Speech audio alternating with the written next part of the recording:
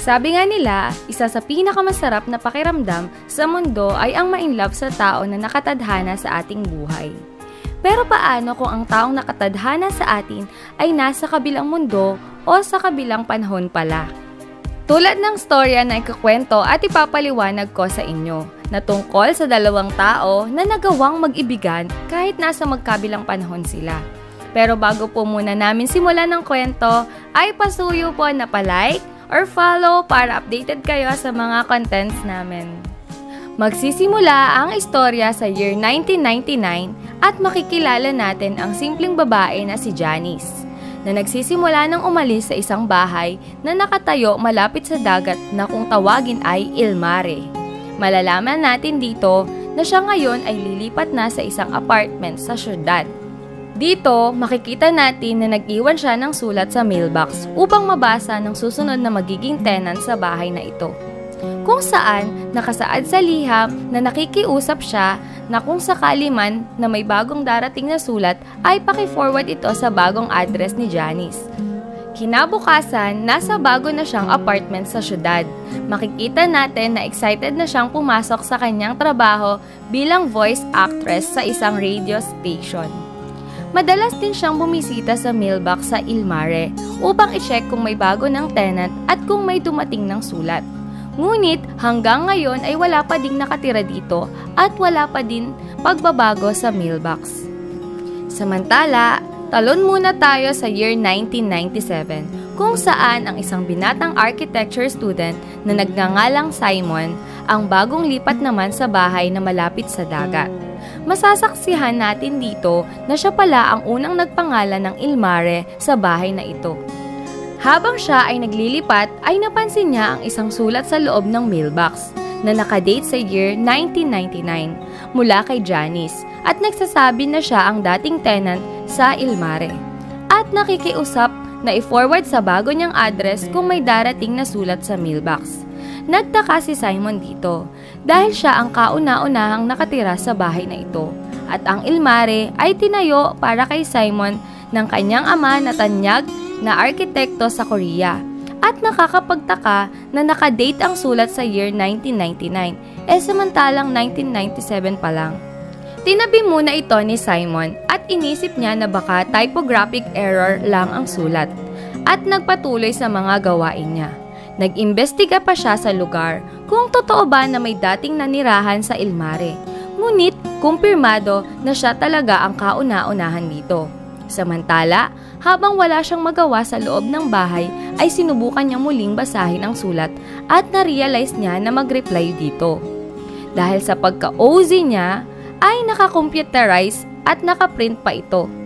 Talo naman tayo sa year 1999 sa panahon ni Janice, kung saan malalaman natin na madalas pa din siyang bumalik at bumisita sa Ilmare.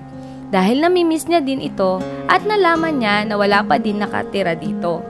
Pero isang araw, makikita natin dito na sa wakas, meron ng bagong sulat na dumating sa mailbox. Na kanya itong binuksan, ay nabasa niya ang reply ni Simon na nagsasabi na baka mali lang si Janice sa pagkakasulat niya or baka nagtitrip lang ito. Dahil si Simon daw ang unang tenant sa bahay na ito. At tinanong pa ni Simon kung paano nalaman ni Janice na Ilmare ang pangalan nito. Nagtaka din si Janice dito, pero nagpatuloy muna siya sa mga kailangan niyang gawin. Di muna siya nag-reply para makapag-isip-isip ng isasagot dito. Makikita natin dito sa isang eksena na nagsisimula ng mag-countdown para sa year 2000 ang mga tao sa panahon niya. Isang araw, naisip ng mag-reply ni Janice kay Simon at binanggit nito na siya talaga ay nasa tamang panahon at hindi siya nagbibiro. At dito na nagsimula ang palitan nila ng liham. Sa una, nagtataka sila pero kalaunan na-realize nila na nasa magkabilang panahon nga sila. Kung saan ay nasa 2 taon ang pagitan nila Janice at Simon. Makukumpirma din nila na ang mailbox ang dahilan para magkakonekta silang dalawa. Nagkamabutihan sila ng loob at naging magkaibigan sa sulat. Nagpalitan sila ng impormasyon sa mga kaganapan sa kanilang panahon.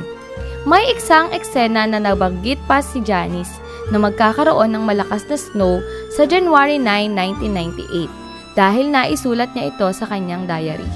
At laking pagkamangha ni Simon nang nasaksihan niya na totoong nangyari ito sa panahon niya.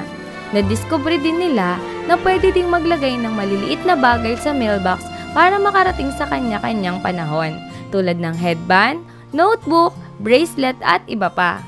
Makikita natin dito na halos araw-araw ay nag-aabang sila sa mga sulat nila at baka sa mga mukha nila ang ligaya at ang kilig. Nakakamangha din na kahit palitan lamang ito ng liham ay pakiramdam nila na parang magkasama sila. Tulad na lamang ni Simon na madalas na mapansin ng mga kaibigan niya na ngumingiti na lang bigla na tila ba nai-in love. Isang araw, nakita ni Janice sa kanyang diary na noong February 11, 1998 ay nawala ang kanyang tape recorder sa isang bench sa Samyang train station kung saan naiwanan niya ito dito.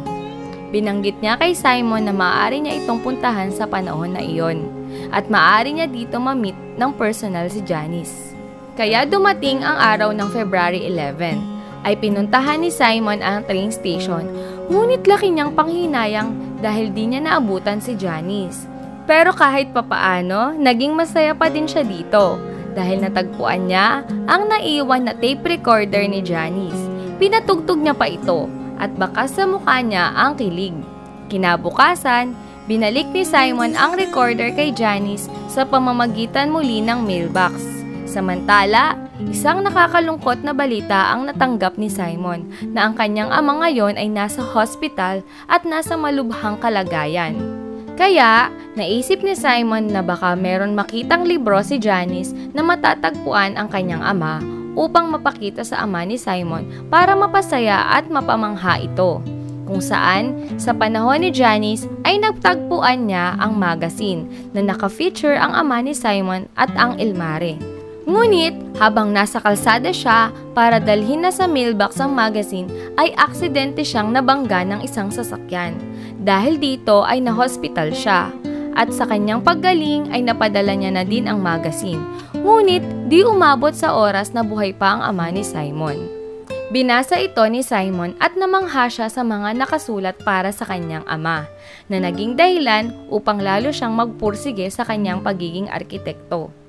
Pagkatapos ng trahedya na naganap, ay nagpatuloy sila ni Simon sa kanilang mga palitan ng liham, kung saan nangyari na nagdesisyon silang subukan na mag-date kahit di sila magkasama. Sa pamamagitan ng pag-i-instruct sa bawat isa na pumunta sa isang magandang lugar at mag-imagine na magkasama sila. Tulad ng pagpunta sa mga amusement park ng masaya, pagkain sa restaurant, na uminom ng bottle wine at marami pang iba. Makikita talaga natin na feel nilang dalawa ang isa't isa kahit palitan lang ito ng liham. Isang araw, naisip ni Janice ang isa pang paraan upang mangyari na magkatagpo sila sa panahon ni Janice. Nagsuggest si Janice na magkita sila sa isang beach sa eksaktong oras at date na March 7, 2000. Sobrang excited si Simon dito dahil after 2 years ay maaari silang eksaktong magkatagpo ng personal sa panahon niya. At dumating na nga ang March 7, 2000. Pumunta si Janice sa beach na ito, ngunit hindi dumating si Simon. Nakita niya na lamang dito ang isang ongoing construction ng bahay. Napag-alaman niya, ang bahay na ginagawa ay isang model house na minamanage ng isang civil engineer na si Jonah. Ayon kay Jonah, ang model house na ito ay dinisenyo ng kaibigan niyang arkitekto para sa first love nito. Pagkatapos niya sa beach, ay nalungkot at nagtaka si Janice dito dahil paanong naggawang kalimutan ni Simon ang isang mahalagang date upang pumunta sa tagpuan nila. Samantala, nang binanggit ni Janice kay Simon na hindi sila nagkatagpo sa date na March 7, 2000, ay sobrang nagtaka din siya dito at nalungkot dahil di niya maisip ang dahilan kung bakit di niya mapupuntahan si Janice sa ganong eksaktong panahon. Kaya, pinuntahan niya ang beach at labis ang kanyang pagkamangha sa ganda ng lugar na ito. Dahil dito, na-inspire siya na mag-design ng isang bahay na babagay sa beach upang i-dedicate para kay Janice. Sinubukan niya din pumunta sa Samyang train station upang magbaka sakali na matagpuan muli si Janice doon. At sa kanyang pag-upo sa bench ay biglang dumating nga si Janice. Ngunit iba ang kinausap nito. Malalaman natin dito na nasa ongoing relationship pa si Janice sa kanyang boyfriend na si Jonjon noong 1998. Umalis si Janice sakay ng tren kasama ang boyfriend niya. At makikita natin na baka sa mukha ni Simon ang sakit ng naramdaman niya sa mga oras na iyon dahil hindi pa siya kilala ni Janice sa mga panahon na ito. Isang araw, sa panahon ni Janice, habang nasa isang kantin siya, ay napansin niya na nandun ang ex-fiancé niyang si Jonjon na meron ng ibang kadate na babae. Pag-uwi niya sa bahay ay binanggit niya kay Simon na nakatagpo niya ang kanyang ex-fiancé. Nabanggit ni Janice na dati silang nagmamahalan last year, ngunit dahil nagtrabaho ito sa abroad, ay naging dahilan upang mag-break sila at nagpakasal na sa iba si Jonjon. Sobrang sakit nang mabasa ni Simon na nasa puso pa din ni Janice ang kanyang ex. At lalo pang masakit para kay Simon nang nag-request pa si Janice na baka pwede pigilan niya sa panahon ni Simon ang pag-alis sa abroad ni Jonjon.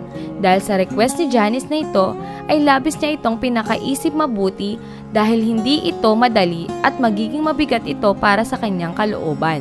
Hanggang sa dumating ang oras na desidido na siyang pumayag sa request ni Janice. Kaya binanggit ni Janice ang detalye na maaari niyang pigilan si Jonjon sa panahon ng March 25, 1998 sa isang coffee shop sa Jumong Street. Dahil sa pagsang-ayon ni Simon sa request ni Janice, ay naisip na puntahan na mismo ni Janice ang architectural school na pinasukan ni Simon. Kung saan, umaasa siya dito na baka makamit niya ng personal si Simon at para malaman niya na kung ano ba ang status ni Simon ngayong year 2000 sa panahon ni Janice. Habang nandun siya sa architectural school, ay nakita niya ang isang bahay na eksaktong katulad ng design na nakita niya noong March 7 sa isang beach sa kanilang village. Nagulat siya dito at namangha sa ganda ng design na ito. Pero isang mabigat na revelasyon ang kanyang nalaman. Kung saan, nakausap niya dito ang dating kaibigan ni Simon na si Greg. At nabanggit niya na ang design ng bahay na ito ay disenyo ni Simon para sa babaeng si Janice. At nang tanungin ni Janice kung nasaan si Simon, ay laking gulat niya nang kanyang nalaman na si Simon ay matagal nang patay. Ayon kay Greg, si Simon ay nabangga ng sasakyan habang tumatawid sa kalsada upang makipagtagpo daw sa isang kaibigan sa isang coffee shop sa Jumong Street noong March 1998. Grabe ang mga na-realize ni Janice dito. Nag-flashback lahat sa kanyang alaala na merong isang lalaki na nabangga sa kalsada noong panahon na iyon habang nasa coffee shop sila ni Jonjon. At ngayon niya lang na-realize na ito pala si Simon. Grabe, sobrang sakit nito para kay Janice. Agad-agad siyang tumakbo sa El Mare upang dalhin ang sulat na pipigilan niyang pumunta si Simon sa coffee shop sa Jumong Street. At makikita natin na todo dasal siya na sana matanggap ito ni Simon bago pa mahuli ang lahat. Samantala, dumako naman tayo sa panahon ni Simon kung saan dumating na ang araw ng March 25, 1998. Nakakalungkot na di niya binuksan ang mailbox at dumiretso siya sa coffee shop sa Jumong Street, kung saan masasaksihan natin na habang nakikipag-usap si Janice sa coffee shop ay aksidenteng nabangga si Simon ng isang sasakyan sa kalsada. Makikita natin dito ang matagal niyang pagtitik kay Janice habang tumutulo ang luha nito bago siya namatay. Matatapos ang pelikula na ito, na magiging malinaw sa atin na ang dahilan pala kaya hindi sumulpot si Simon sa beach noong March 7 ay dahil patay na si Simon. Ngunit sa kabila nito, malinaw na labis ang pagmamahal niya kay Janice dahil sa dinisenyo niyang bahay para dito na magiging simbolo ng wagas niyang pagmamahal kay Janice. Grabe no? Sadyang napakaiwaga talaga ng pag-ibig at buhay. Minsan, darating ang moment na aakalain natin na ito na ang nakatadhana para sa ating buhay. Pero magugulat na lang tayo, mawawala na lang ito sa isang iglap. Ngunit bagamat ito ay masakit at nakakalungkot, ay kung titingnan natin, ito ang instrumento ng Diyos para pagtibayin ang ating wisdom sa buhay. Mapapag-ibig man ito o ibang karanasan, ay ito ang magiging testimonya natin at kasangkapan upang mas maging malakas nating maharap ang mga pagsubok na darating sa atin. Anyways, sana nagustuhan nyo ang aming kwento. Hanggang sa muli, God bless!